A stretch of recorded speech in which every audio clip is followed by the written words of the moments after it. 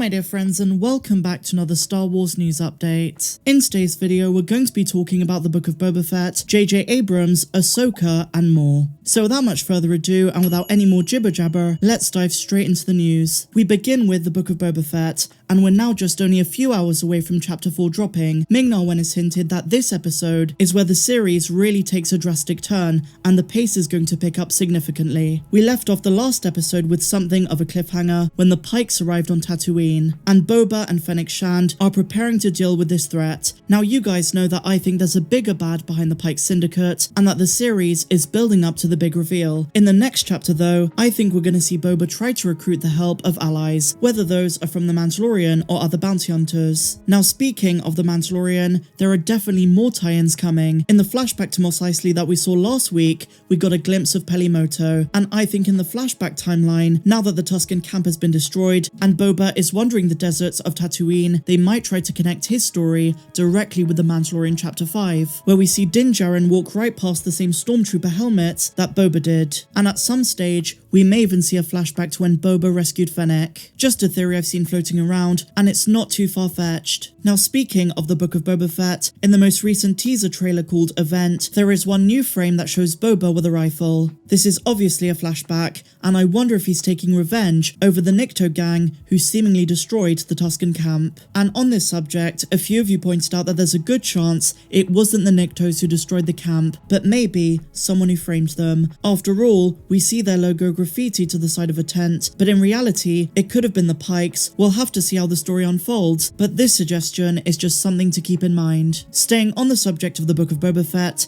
we do have another update. Sophie Thatcher, who plays Drash, who is a member of the biker gang, has confirmed in a new interview with The Hollywood Reporter that she is going to feature in multiple episodes. She also featured alongside Scad, Jordan Bolger's character, in this week's set of posters. We also got Lothar Peel, the Watermonger, the Rancor Keeper, which is Danny Trejo's character, and Drash and Scad from the colourful biker gang, or as some people have been calling them, the Power Rangers, and I've even seen one person say the Teletubbies. But these posters, like every week, are simply awesome, and add a certain epicness to the aesthetic of the respective characters. So awesome stuff there, and as I say, we're just a few hours away from Chapter 4. As always, my dear friends, I will be doing my full episode breakdown soon after the episode drops, so look out for that tomorrow. So moving on, my dear Mandalorians, we're going to be talking about something a little bit different that's been making the rounds on social media. JJ Abrams proposed to destroy Coruscant in The Force Awakens before Lucasfilm thankfully told him that he couldn't do that. Let's dive into the nitty-gritty and find out what the situation is all about. In the years following JJ Abrams' The Rise of Skywalker, overall, fan opinion has yet to improve, amidst a steady stream of reveals about the trilogy's uncoordinated production, not to mention the lack of any cohesive plan. Recently on Twitter, when Lucasfilm executive Pablo Hidalgo was asked about Hosnian Prime serving as the galaxy's capital in the sequels as opposed to Coruscant, Hidalgo explained that the decision was an unsatisfying middle ground between two studio opinions. Basically, JJ Abrams' company Bad Robot wanted to blow up Coruscant, and thankfully,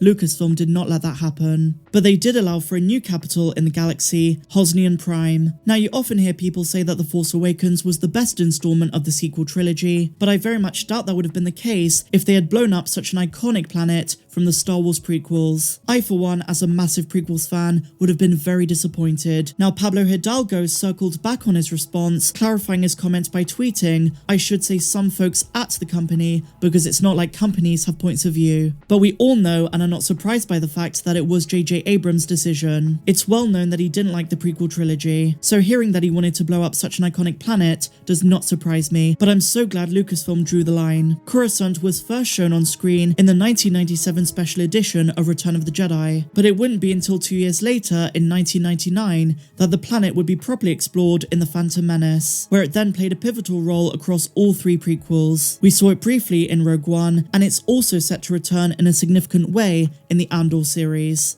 So now, my dear friends, we're going to move on and talk about Ahsoka in The Mandalorian Season 2, because Dave Filoni has finally explained why Ahsoka's Montrals was so much shorter in live action. In the book titled The Art of Star Wars The Mandalorian Season 2, written by Phil Shostak, an entire page is dedicated to the design of Rosario Dawson's portrayal of Ahsoka. Dave Filoni, who created Ahsoka in 2008, was also the director of Chapter 13. Filoni reveals that he had one drawing of the character from the past that he wanted to include in Rebels, only it was a design that wouldn't really work in animation. He then reveals that when it came time to design the character for the Mandalorian, he went back to that drawing as a possible look. Filoni then explained the differences between live action and animation, saying that in animated form, the design of Ahsoka is an exaggeration, and one of these was to make her Montrals bigger for animation, which is why they're shorter in live action in The Mandalorian, and of course when she next appears in her own spin-off, Star Wars Ahsoka. But there's also another reason, the issue of practicality. Since Rosario Dawson's character had a lot of movement, especially with lightsaber action, shorter Montrals or Leku made a lot more sense. Now the size of Ahsoka's head tails was something that a lot of fans criticized. I personally thought she looked amazing, but now we have an actual answer as to why they were not as long as we saw them in Star Wars Rebels. Now before we move on guys, I just want to say if you think my voice is a bit hoarse today, it's because I've been really sick for the last 2 days. It's been a bit of a nightmare, but I'm still doing my best to bring you daily videos. So if you're wondering why my voice is a bit flared up,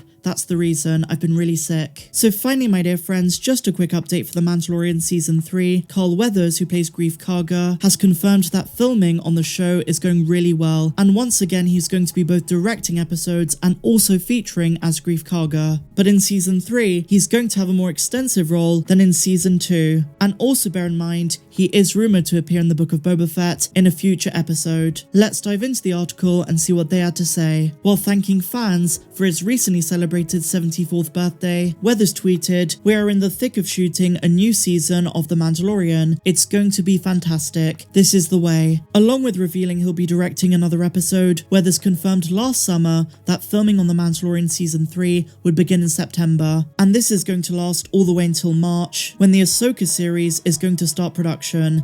As such, the show has been shooting for roughly 4 months by now, and is only 2 months away from completion. Details on The Mandalorian Season 3 are being kept under wraps, but the currently rumoured release date is December the 28th of 2022. Really exciting stuff. I can't wait for Mando Season 3. And of course, before then, we have the rest of the Book of Boba Fett. Then we have the Obi-Wan Kenobi series probably on May 4th, because Moon Knight took the March 30th spot. Then we have the Bad Batch Season 2, Andor, and hopefully The Mandalorian Season 3, if they're able to fit it this year. Otherwise, it'll be early next year. But let me know your thoughts on this and everything else we spoke about in the comments down below. I really hope you guys enjoyed this one. If you did, please be sure to give me a big fat thumbs up. Subscribe to the channel if you're brand new, and a huge welcome if you are. And why not consider becoming a patron? You not only support the channel, but you also get access to over 100 videos that are not found here on YouTube, and you also get access to our Discord server. So as I say guys, look out for my full episode breakdown tomorrow. I'm so excited for Chapter 4, and I hope that you guys are as well. But until the next one, my dear friends, I'm Star Wars Meg. May the Force be with you, always.